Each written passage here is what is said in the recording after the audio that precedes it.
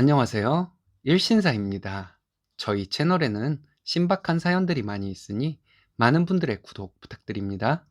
이번 사연은 집을 해준다고 해놓고 나중에 딴소리 하던 시부모님을 시원하게 참교육하고 연 끊었다는 당찬 며느님의 사연인데요. 함께 보시겠습니다. 안녕하세요. 결혼한 지 3년 다 되어가는 임산부입니다. 지난 추석 때 시댁에 가서 집 해주기 전까지는 연 끊고 지내겠다고 말씀드리고 왔어요. 이렇게만 들으시면 제가 돈 밝히는 못된 며느리 같죠?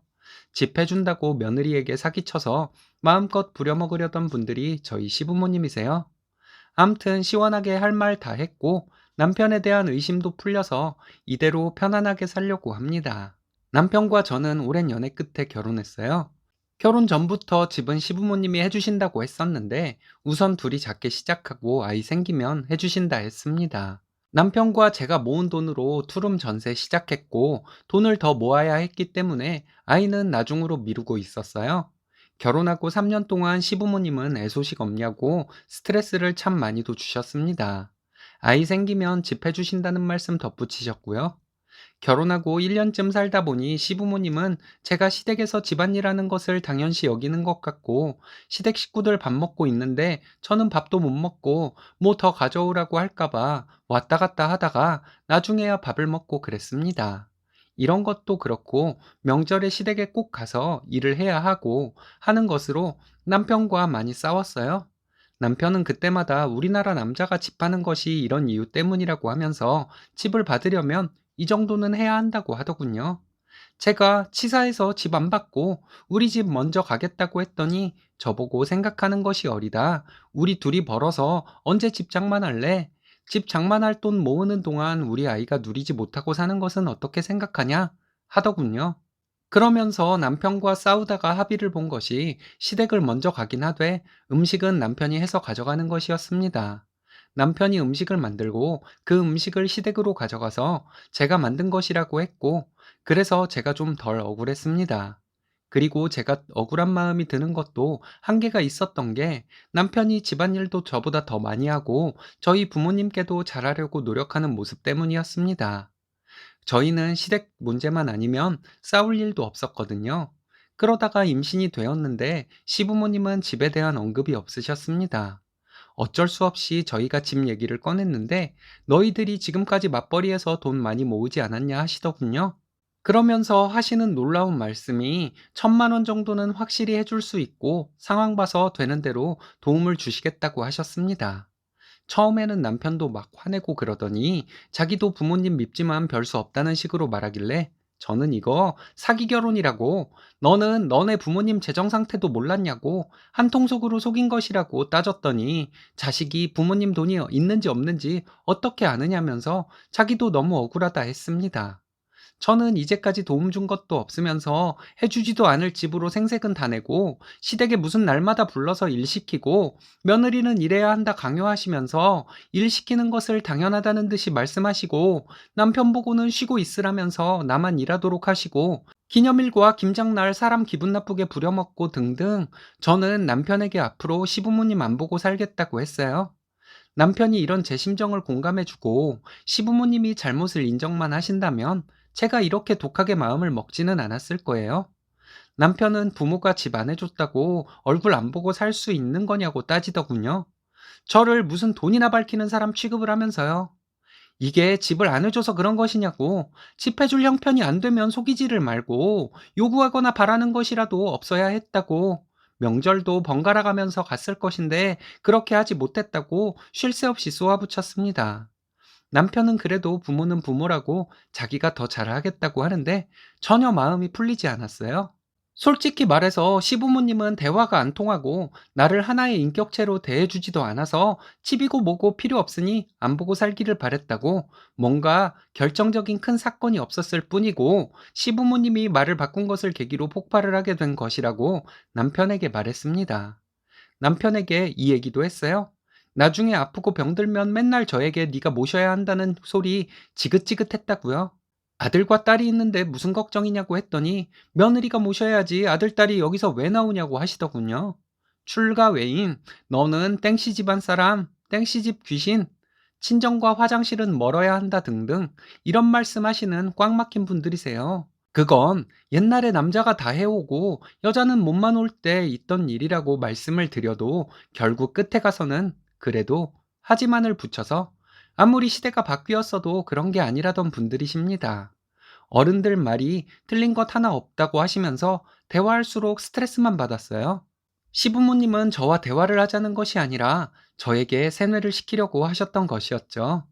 이런 얘기 남편에게 전부 다 하고 이런 분들에게 내가 잘할 수 있겠냐고 남편에게 따졌습니다. 내가 지금까지 해온 것이 며느리로서 당연한 것이라 해도 받는 입장에서는 고마워라도 해야 하는 것 아니냐고, 당신 부모님이 나에게 고맙다는 말은커녕 수고했다는 말 한마디 한 적 있냐고 물었죠. 지금까지 시부모님 행동들로 계속 스트레스 받았지만 당신이 우리 부모님께 잘하는 거 보면서 참고 당신이 집 가지고 설득해서 참았는데 이제는 정말 참을 이유가 없다는 생각이 든다고 남편에게 말했습니다. 이런 내막을 자세하게 우리 부모님이 아신다면 얼마나 속상하시겠냐고, 내가 이대로 참고 사는 것은 불효막심한 일이라고 말했고 앞으로는 내 마음 가는 대로 할 테니 그리 알라고 했습니다. 솔직히 30년 넘게 부모님 밑에 살면서 부모의 재정 상태를 몰랐다는 남편의 말도 믿음이 가지 않았어요.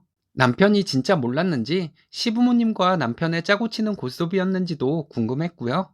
그래서 시부모님에게 내가 이런 행동을 했을 때 남편이 어떻게 나오는지 봐서 이혼을 하던지 해야겠다 생각했습니다. 지난 추석에 저는 친정으로 가겠다고 했습니다. 남편 보고 음식은 원래 당신이 했으니까 음식을 해서 혼자 가져가라고 했죠. 남편은 같이 가자고 열심히 설득을 하더라고요. 그래서 제가 그랬죠. 내가 가면 시부모님께 무슨 소리를 하고 올지 모르는데 괜찮겠냐고요. 남편은 하고 싶은 말 있으면 하고 오라고 하더군요. 명절 전날 음식 가지고 시댁에 갔습니다. 저녁 먹을 시간이 다 되어 가니까 시어머니는 저에게 얼른 저녁 차리라고 하더군요. 저는 점심때쯤 도착해서 그때까지 핸드폰만 보고 있었거든요. 저녁은 남편이 차릴 것이라고 했어요. 그리고 남편을 불러서 저녁 차리라고 했더니 시부모님은 네가 할 일을 어딜 남편을 시키냐고 하시더라고요. 저녁 차리는 일은 제가 할 일이 아니니 저는 못하겠어서 남편 시킨다고 했습니다. 아버님은 저에게 집 안 해줬다고 시위하는 것이냐고 하시더군요. 맞다고 했어요. 집 해주신다고 해서 그 말 믿고 지금까지 시댁 한여 노릇했는데 거짓말이었고 해줄 능력도 안 되시는 것을 알게 되니 여기서 일하고 싶은 마음 전혀 없다고 말씀드렸죠. 내일도 친정 가서 우리 조상님들 차례나 지낼 생각이라고 했습니다. 당황하셨는지 한참 말이 없으시다가 아버님 결국 하신다는 말씀이 그래도 네가 땡씨 집안 사람인데 그런 맹랑한 생각을 해서야 되겠니? 이러시더군요. 그래서 제가 그런 말씀은 옛날에 남자 집에서 집 해줄 때나 할 수 있는 말씀이라고 대꾸해 드렸습니다. 여태까지 집 해주신다는 말씀 믿고 고생 다 했는데 그게 다 허세였고 거짓말이었다는 것을 알게 되니 안 하려고 하는데 뭐가 잘못된 것이라도 있냐고 여쭤봤어요. 길 가는 사람들에게 물어보라고 했죠. 며느리를 위세로 누르고 부려먹으려고 집 가지고 사기친 시부모님이 잘못인지 사기당한 것에 실망해서 시댁에 며느리돌이 안 하려고 하는 며느리가 잘못인지 말이에요. 얘기 도중에 남편이 조금이라도 시부모님 편을 들면 다 알면서 같이 저한테 사기를 친 것으로 생각하고 이혼하자고 할 생각이었습니다. 그런데 남편은 아무 말 없더군요. 그럼 도대체 오늘 왜 온 것이냐고 물으시길래 며느리가 명절에 시댁에 오는 것도 잘못이냐고 싫어하시는 것 같으니 앞으로 여기 안 오겠다고 말씀드렸네요. 아버님은 혀를 차시면서 집 때문에 며느리가 이런다고 한탄을 하시길래 말씀 잘하셨다고 집 해준다고 거짓말을 하셔서 내가 고생한 것이 억울해서 이런다고 말씀드렸죠. 옛날에는 시부모가 며느리 시집살이는 시켰을지 몰라도 집과 재산을 물려주기는 했는데 어머님 아버님처럼 집 해준다고 속여서 며느리 부려먹으려는 시부모님은 없었을 것이라고 말씀드렸습니다. 내일 우리 부모님과 명절 잘 보낼 것이고 싫어하시니 앞으로 여기 올 일 없을 것이라고 말씀드리고 원하신다면 남편도 돌려드릴 것이라고 하고 나왔어요. 남편이 따라 나와서 집에 같이 오는데 마음속으로 이상한 소리 한마디만 해보라고 벼르고 있었습니다. 남편은 별말 안 하더라고요. 시원하냐고 묻길래 그렇다고 했더니 그럼 됐다고 하면서 아무 얘기 없었습니다. 그래서 남편은 한 통속이 아니었구나 생각했고요. 며칠 뒤에 시어머니가 전화로 언제까지 그렇게 살 것이냐고 하시더군요. 한마디로 대답했죠. 집 해주실 때까지라고요. 솔직히 말하면 집을 해주신다고 거짓말하신 거 인정하고 사과하시면 저도 마음 풀릴 것 같아요. 하지만 그렇게 말하면 안 될 것 같더군요. 집 해줄 여력도 안 되는 분들이니 집 해줘야 마음 풀린다고 하면 겨우 사과할 분들이란 생각 때문에요. 암튼 남편은 변함없이 저를 대하고 있고 저희 부모님에게 잘하고 있습니다.